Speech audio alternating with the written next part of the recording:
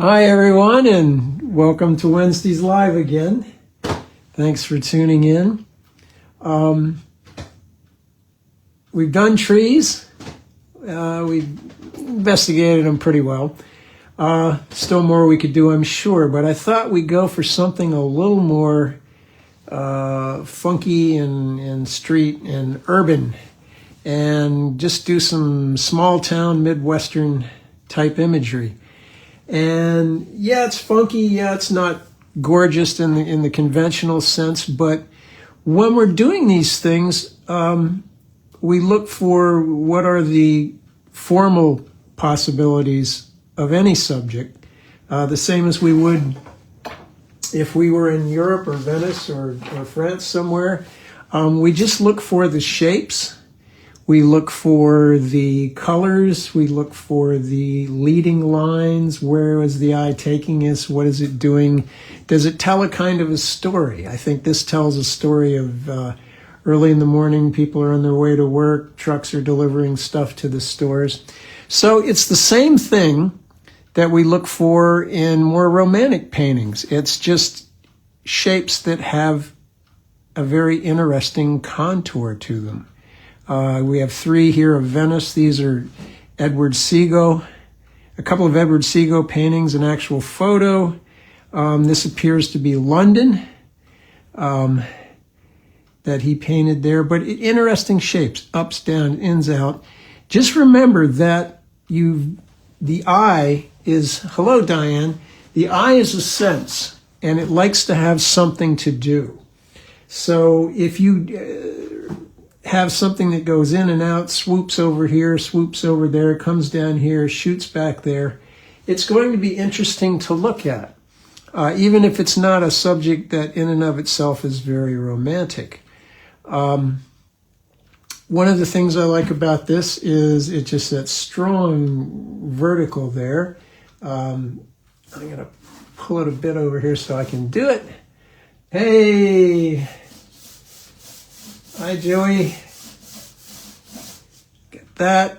We've got a kind of a diving line coming through here. We don't have to draw the daylights out of this.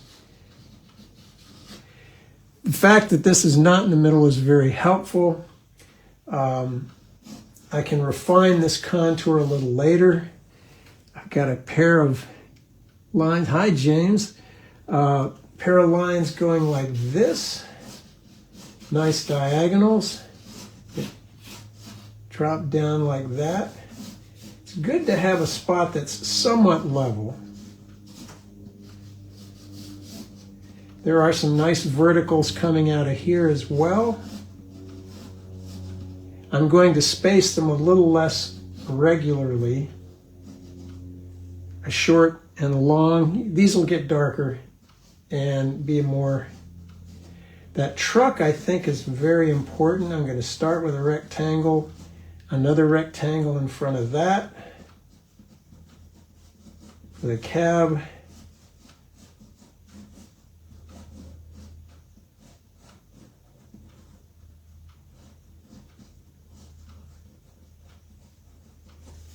little rectangle over here for a car.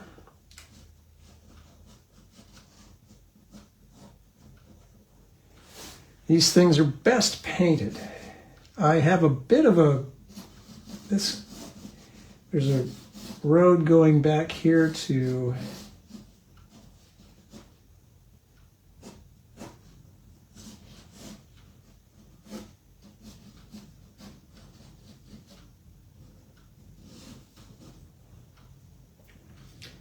I'm going to level this line out a bit.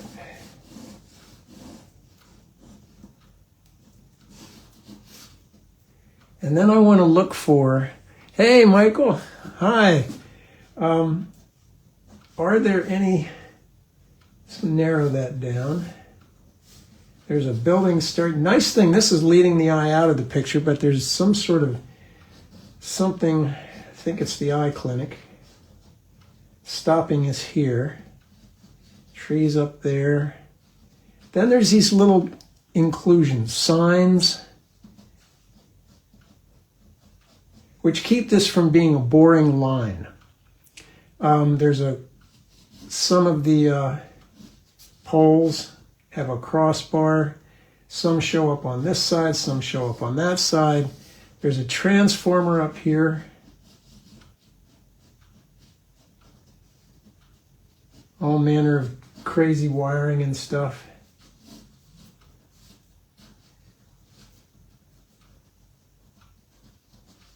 And then there's all those lines that go out of there, which will get painted in at the end. This is the car wash.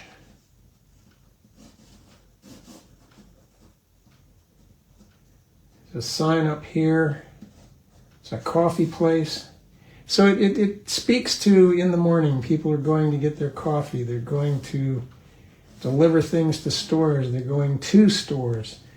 So, and the other thing is we've got a nice, big, complex, maybe not so pretty, but interesting silhouette. Hey, cousin. Hi, Kathleen. So, to get this early morning thing, I want to separate the areas color-wise into the warm colors, which of course is the light, the sun, a little bit into the road here, and the cool colors, which are everything that's below the sun's path of travel there, so it's still dark. And the other thing I'll speak about later, the darks, such as the utility poles, those kinds of things, they're not going to be cold darks. They're going to be warmer darks. There's going to be a lot of brown in them. So we're not going to use a very extensive palette today. It's going to be yellow ochre, burnt sienna, ultramarine blue, probably some turquoise, some who knows. But for starters, I am going to wet the page because I want to execute this sky very softly. I'm using 140-pound Saunders cold press, a little bit squatter than 11 by 15. This is something more of a squarish image.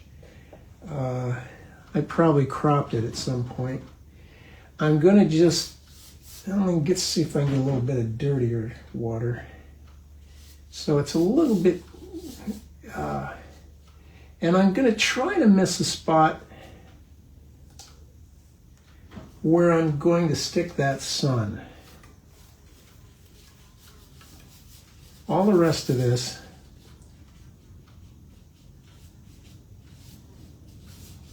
can be wet.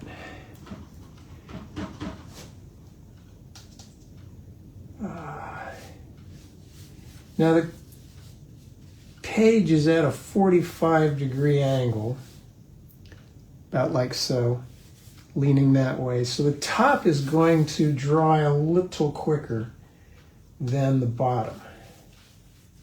So I'm going to give it a second, and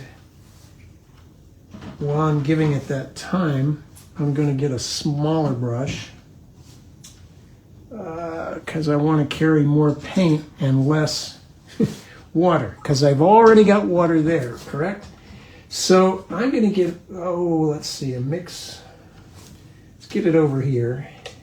I've already got some dirty paint on one side, and we can turn that into the bluish gray that we want. I'm going to get some yellow ochre, and I'm going to make a little thicker mix than I would normally make.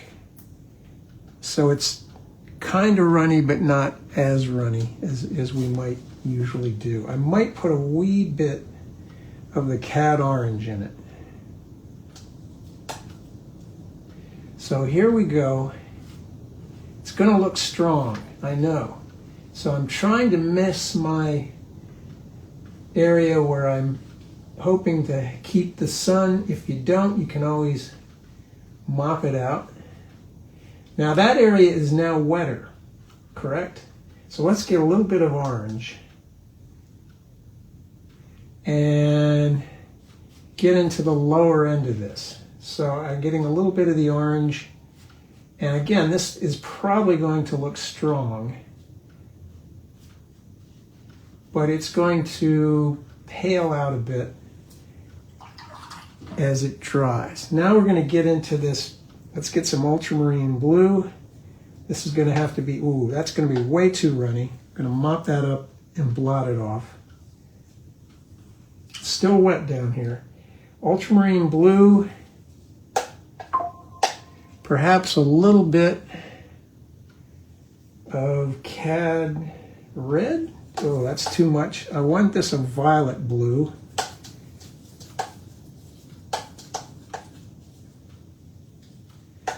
Okay, and again, this is going to look strong, and I'm going into that too.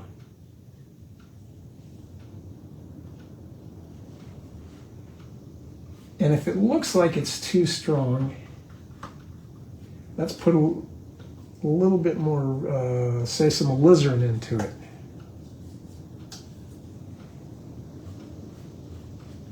There's a whole bunch of little lights, small lit things, street lights, that kind of thing. We're not going to worry about those. I'm going to get into the lavender here. And if it looks like it's all getting too strong, the headlights, that sort of thing, street lights, that's all going to happen opaquely, or a lift. So just to keep this soft, Angelina, hello, I'm going to use my spritzer and from a distance keep it damp. It's a very humid weather we're having. I'm sorry, not humid, very dry weather. I might insert a wee bit of water up here to dirty up the top of that sky, soften these forms, and I'll probably be sorry I did it. So let's spritz that some more. The area around the sun, perhaps I'll blot my brush, get a little bit more yellow, or perhaps some orange. And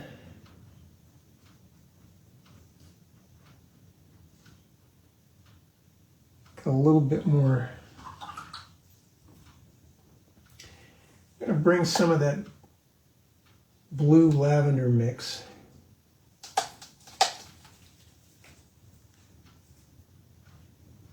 As long as there's water, I'm still probably good. If the surface is wet, I can still keep going. Right about here, I'm going to go back into the orange and the yellow ochre and get this spot that's partially illuminated on the street, blot that off, go back to this mixtures of reds, blues, and that kind of thing. So this is the holy mess stage. It's going to be kind of gloppy and terrible. More. A little slower moving because there's water there. Well, maybe not. Let's get some water. Now I might take this board and move it around.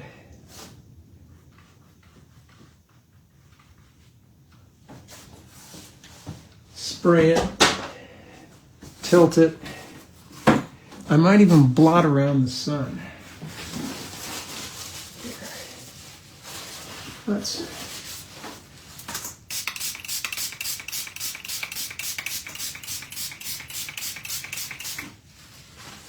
very runny. Spritzing from a distance here.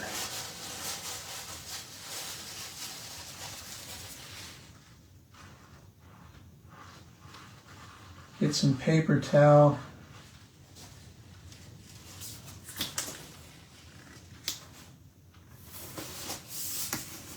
Let's turn it upside down. That'll help the edges soften, I hope.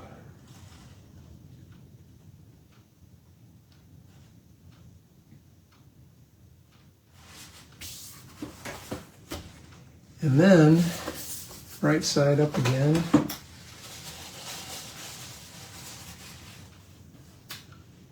Maybe even sideways.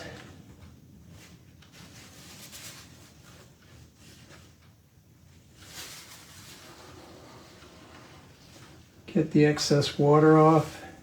The paint goes where the water goes.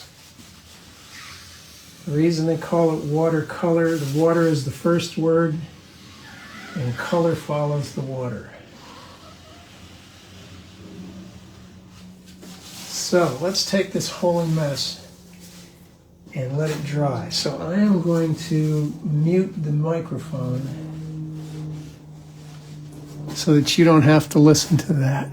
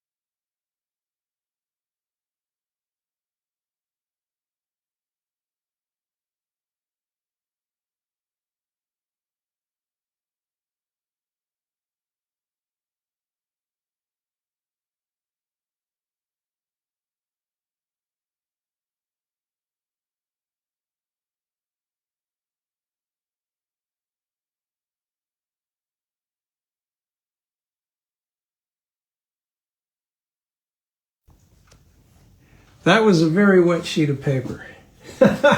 Okay, we're back. Now, yes, it looks like a holy mess because right now our background is our foreground.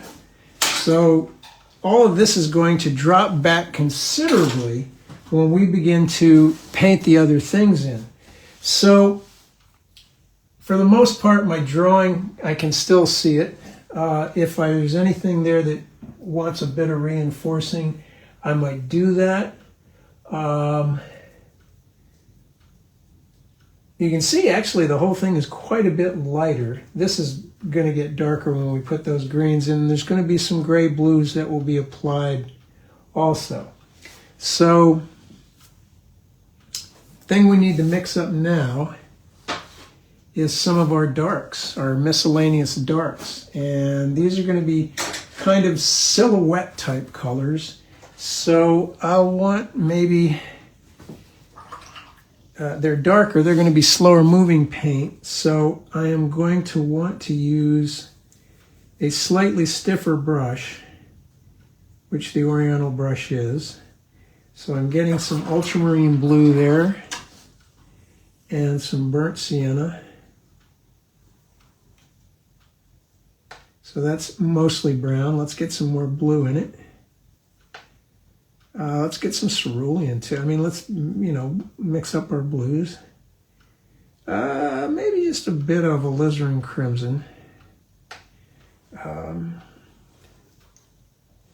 not mixing it too thoroughly.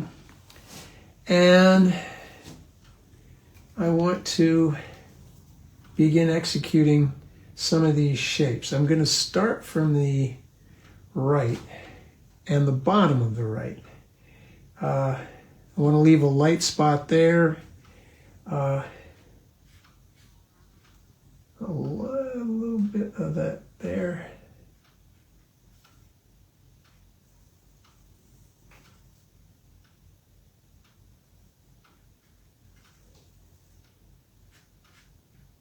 Now, as I can get into the other blues, and using a paint that is a similar consistency,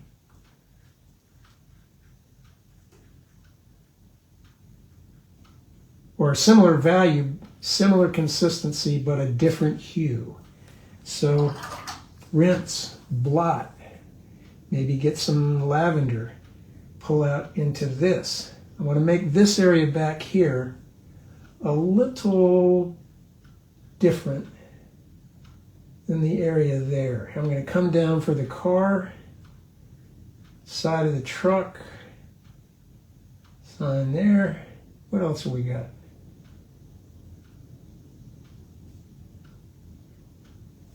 Blot that brush so most of the paint is off. And then I'm going to make a broken stroke using the side of the brush to hopefully indicate some of these trees which have lost their foliage. Let's go back to our ultramarine burnt sienna mix. While this is wet, you can feed color in.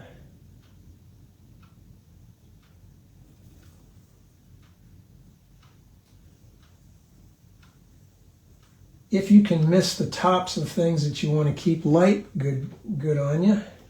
If you can't, there's ways we can get them later. Let's get some cerulean in there. Again, similar consistency, different hue, but the same value.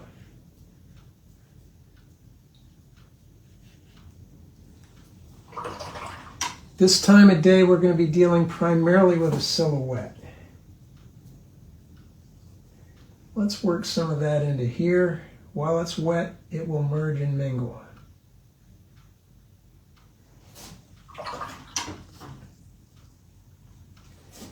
I'm going to get more of the brownish character. Oh, stiffer, because that'll dry too late. Ultramarine, burnt sienna.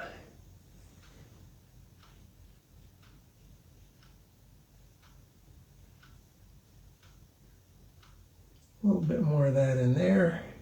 A little bit more of that in there.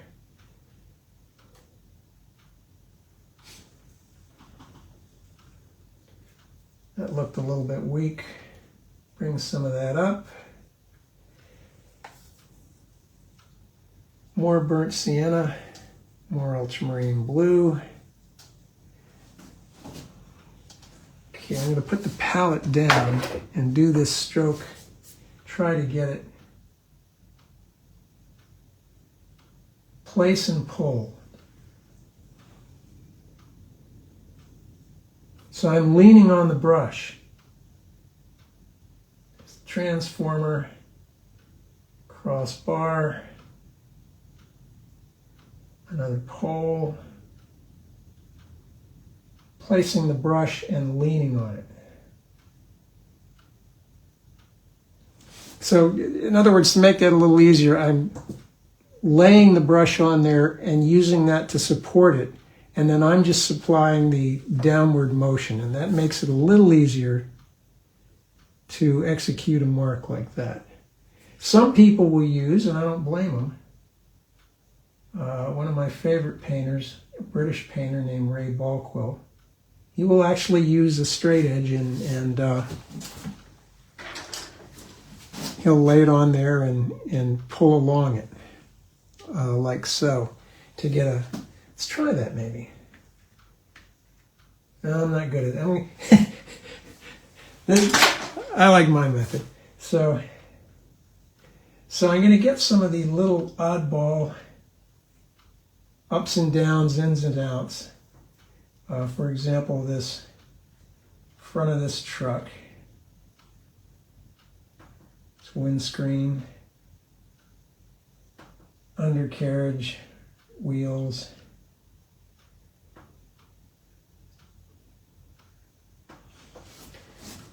There's a car here that I'm going to wait till it gets a little bit drier before I execute that.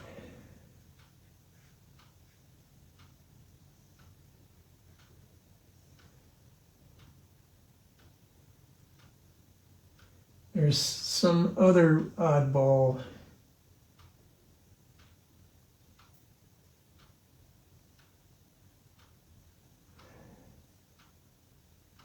Horizontals and verticals. It all works out into horizontals and verticals.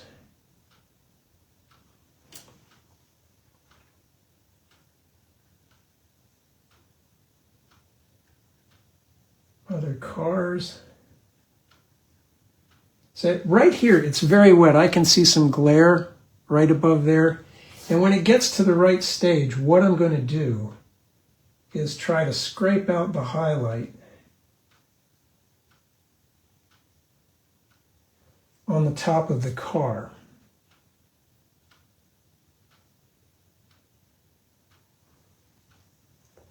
I've got a darker area through here, so I am going to take some blue and some of this mix, and well, maybe a little bit of alizarin. Notice I'm using a red, yellow, blue of sorts palette. Yellow ochre is my yellow. I did use the orange. A couple of reds when I want a more purplish dark, and various blues. So I'm going for something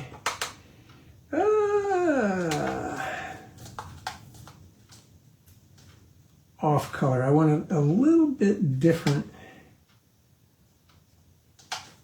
than what's there. Now this is going to be runnier because I'm going to do these things. And they are kind of purplish if I look at them, at least on my iPad here. So again, yeah, lay the stroke, lay the brush on, and pull using the brush for support.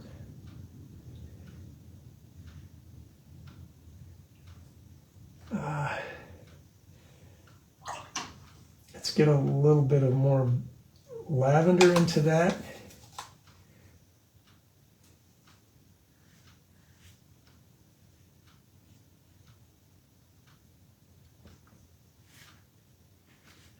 Try to leave some little skips.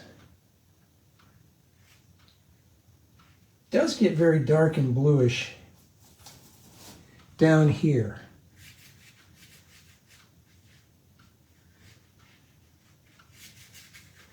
And this is going to get darker when we put that green in. Oh, look at that. Turquoise, 222. Let's put some brown into it. Now I'm going to spray that so that it gets soft. Keep it all wet.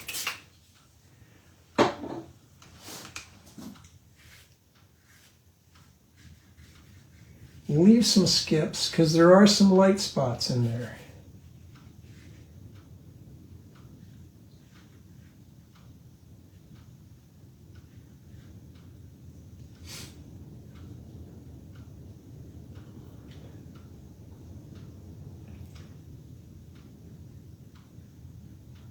Front and the side of the truck. It's going to look like I'm losing everything for a bit here. And if you do find, oh, I've got it too dark there, rinse your brush, squeeze it out, and mop up some water. And it'll give you a soft edge too.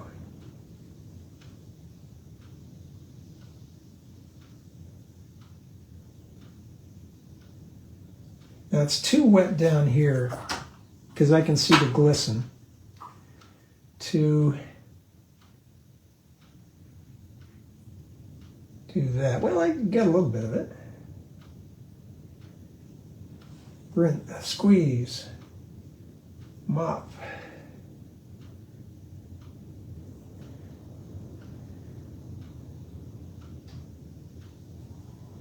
Okay, now I'm looking at this. It's getting close to where I can do something with it. I'm going to confuse this area a bit. Move it around.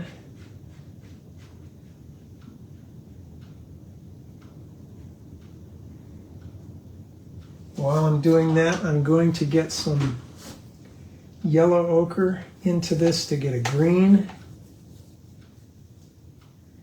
Maybe some burnt sienna, some ultramarine blue, maybe even some yellow. I want to get a dark, murky green.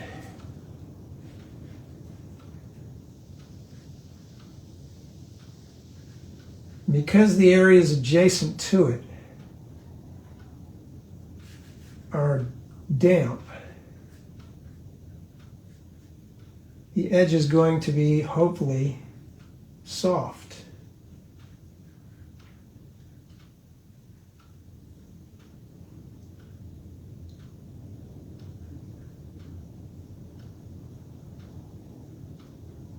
Might even put a little of that up there.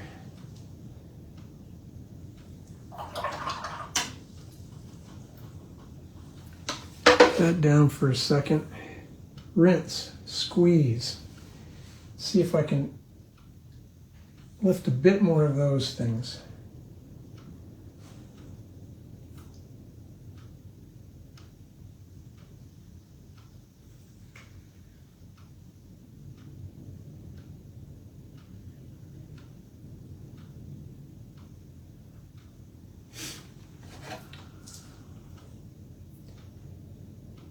Get rid of any little light spots in there. I'm going to get a very dark, stiff mix of ultramarine blue and burnt sienna.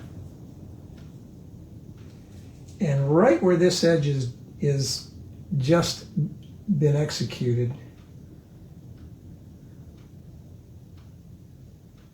and try to suggest the curb. That paint is stiff and creamy. This is the whipped cream on the cocoa that I sometimes talk about. Gonna put a bit of that underneath the bottom of this pole. The top of the pole, I might actually use some of that too. Or maybe even a bit more purplish by putting some alizarin in it.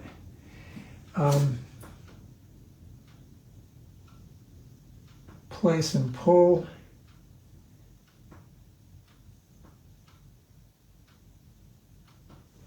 Now I'm going to want a stiffer brush. Stiffer yet. A nylon such as this, which is not going to leave. Ooh, I think I'm about where I can scrape out some. The glisten has just about gone off here. I can take my palette knife, use the point to scrape the top of a couple cars. Maybe even just a few things that would indicate, like, I don't know, signs or things of that nature.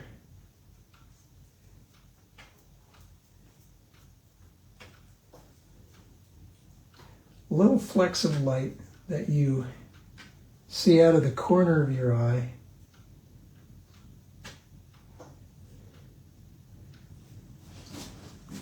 As you're going along. How about something vertical too?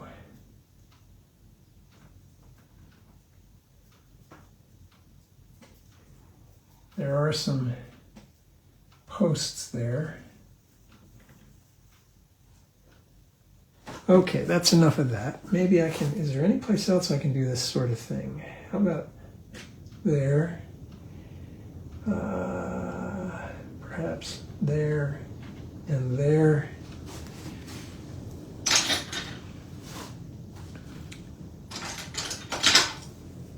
So why is that doing that? I've explained this before, but if you haven't heard me do it, here's why that works. The water has soaked below the surface of the paper and the pigment is on top, but it's not yet dry. If there's still water on the surface, when you do this, it's very wet down here. So if I do this here, you can see I don't get as much of a mark because the water is flowing the pigment back into that space. So, where can I work? Let's get some ultramarine blue, some bluish dark. Get the very darkest parts underneath that truck, part of the windscreen, back windscreen of that car, a few miscellaneous darks within the darks. That might happen over here too. Oh, you know what? Let's have some business in there. Like trees.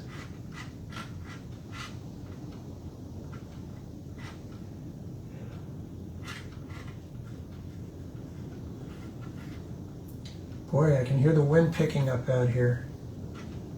I don't know what it's like where you live, but we're going to get cold tonight. So, with this stiff brush, which is very pointy, I'm going to start adding little incidental details, such as these kinds of things. And again, they're just kind of horizontals and verticals. Their chief purpose in the painting is to create a horizontal on a vertical so that it's not so relentlessly vertical, or create a vertical on a horizontal so it's not so relentlessly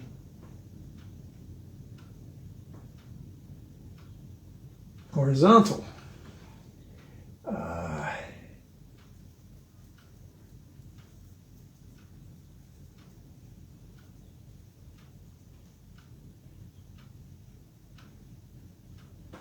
The underside of the car wash thing. I'm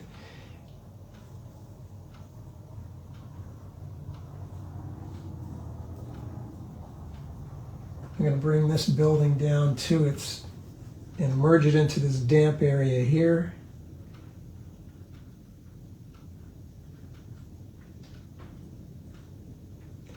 There is some. Let's get some dry brush going here. This could be a little darker. That strip there, it could. But I'm going to let it dry a bit. I'm going to refine the shape of that transformer.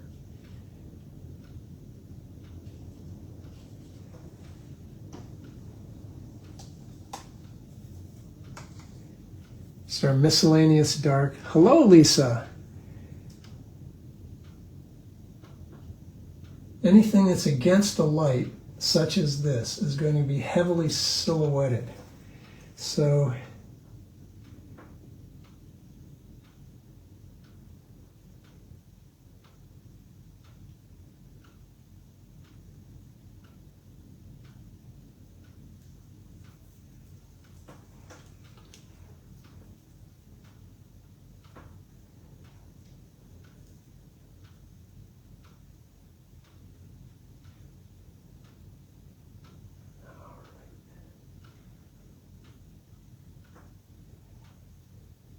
back side of that car, I think, needs to be good and dark. On account of we're going to put some taillights on it.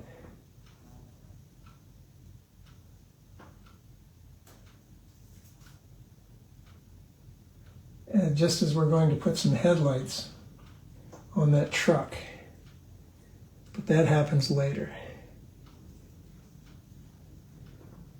There's a street sign here. All right, now, I think I am about, let's get some of that miscellaneous blue-gray stuff, some of that. The kitchen sink, a little bit of everything, and there too.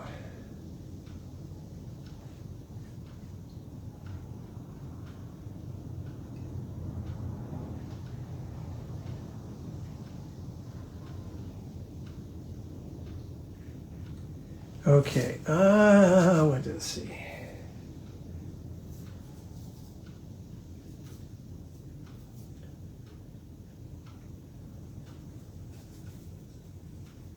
Let's have a bit of that in here too.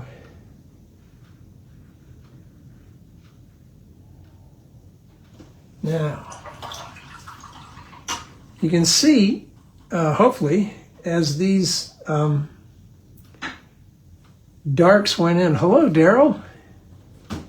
Hello, down in Missouri. That tie-dyed mess that we had earlier really drops back. Before, our background was our foreground. Now our background is our background, and all this has become the foreground. So I'm going to dry this. I'll mute the mic.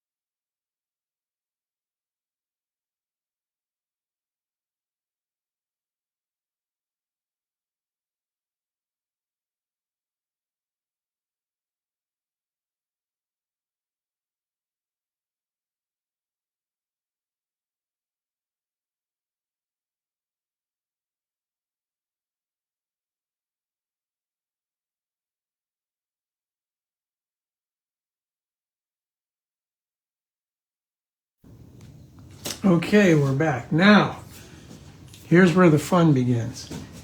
We're going to get this color Jaune Brilliant, which is just basically titanium white and a little bit of yellow ochre. We're going to get that pointy brush that we were using earlier. Dip straight in there. Thank you. Thank you, Jane. So you're getting the wind too. You probably got it a little earlier than we did. I'm going to make the headlights. This is thick, creamy paint. And it's going to dry flat. So it's going to have the same reflectivity as paper itself. So I'm going to also put some street lights up here. Let's have one. Couple back there. You're placing these things where we think they look good. We're not necessarily putting them where they actually are. There are some things that, some lights underneath the car wash there. Rinse that, put that away. We maybe could put just a smidge of that. No. You can always do it later. This is the stage where you don't want to do things that you're sorry you did them. Okay. Into the corner of the red and the orange where it's really, really creamy. I'm going to put some tail lights. I want to get more orange. I don't know if you can see this. It's like the tube strength paint. Put some taillights on that car. This one too. Smaller, closer together. Possibly we could have, I don't know, we could have like a street light. This lavender color is a rather thick, dense one too. And again, tube strength, I just squeezed it out. You can make cool little highlight type things. Cool meaning not like a warm color, but a something in the blue range. These are accents. They're positive marks. They're not corrections.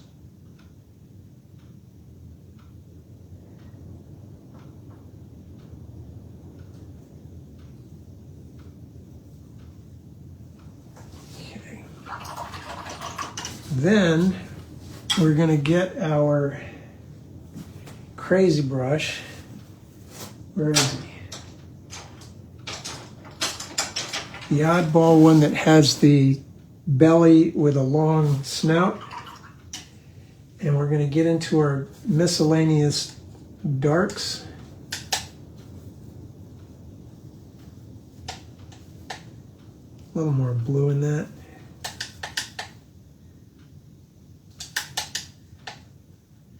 And this is the one that will make the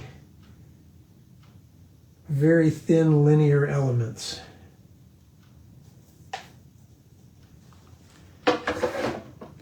So we've got, coming across here, we've got a rehearse your stroke. That. We've got some that are coming, series of them.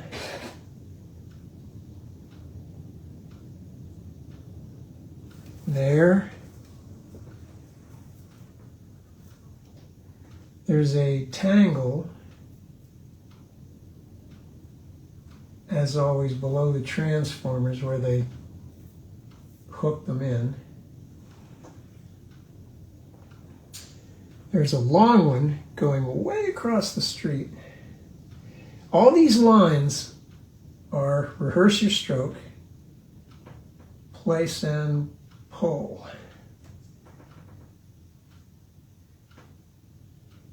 Those have them.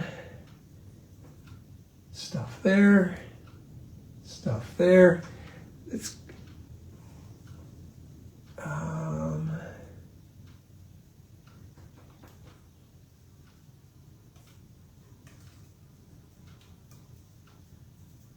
like that. I enjoy things like that. Maybe the only other thing I'll do is just get some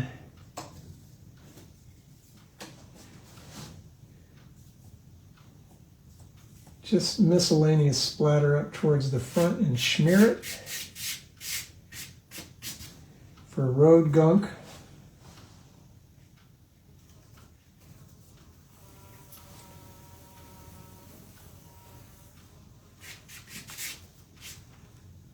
I think it would be nice, in rinsing that, mopping it, get some of that creamy lavender stuff. Oh, thanks, Jen. There's a light over dark, dark over light. Sign shows there. Just creating these things so that they activate an area that maybe is a little too anemic or just not interesting. I think I'd like a bit more of the, even these brushes, the very pointy nylon ones, you can get a very complex or small mark. The only reason I use this instead of this is because it'll hold more paint because of that belly. And I can make those longer lines.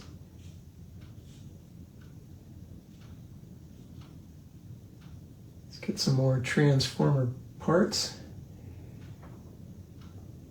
More of that curly Q stuff that hangs down from the transformer.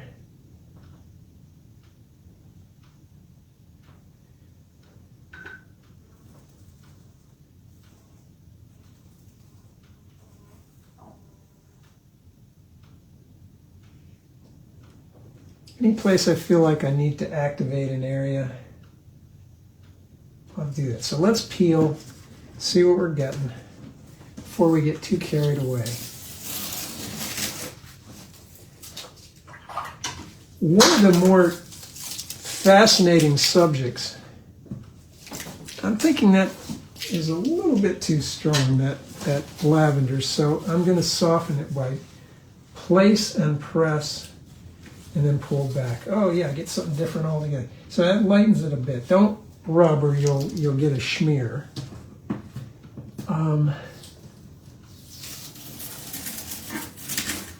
In our small towns, and Ginny lives in a very small town, the alleyways have some really interesting stuff. I mean, I think some of those alleyways are probably the closest thing we're going to get to like a Roman street scene or a canal in Venice or something like that, in terms of, because they're narrow, you get the light and shade. One side sunny, one side shady. And let's have a look. Okay, yeah.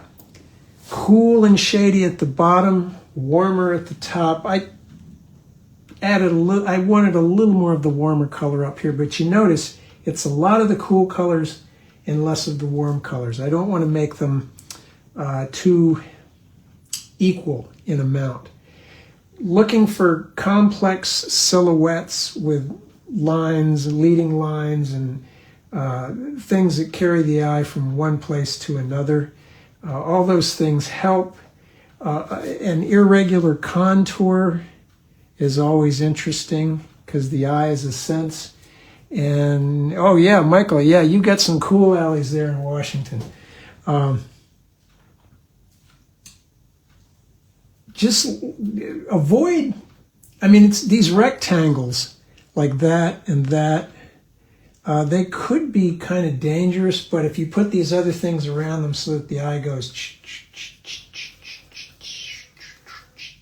so you make it a little bit of it's a more interesting ride. Think of it like a carnival ride or a ride at Six Flags over Pulaski. And I'm going to put a little bit of warm color there. Just I'm going to glaze something brownish at that foreground in an irregular fashion so that I haven't, just to put some relief in all this cold area.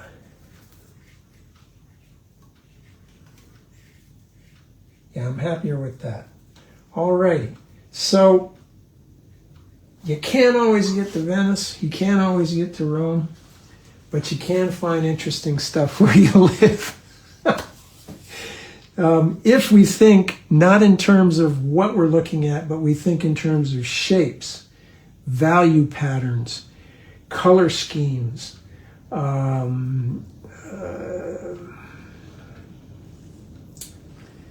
vertical versus horizontal. Take a look at the work of Wayne Thiebaud or Richard Diebenkorn and the sort of San Francisco street scenes. They didn't go for their, well, I guess they didn't have a Transamerica building then, but they didn't go for the fancy stuff. They went for streets and suburban neighborhoods. Diebenkorn doing just ugly 50s, 60s suburban neighborhoods and made them beautiful. So if you live in a small town, wander those alleys, wander those streets. Favor the times of day and look towards the light so that you get a good silhouette, and you'll find some interesting stuff. So thank you all for tuning in. Hope you enjoyed that. I'll be back next week with some fun stuff, and meanwhile, stay safe, stay sane, and peace out.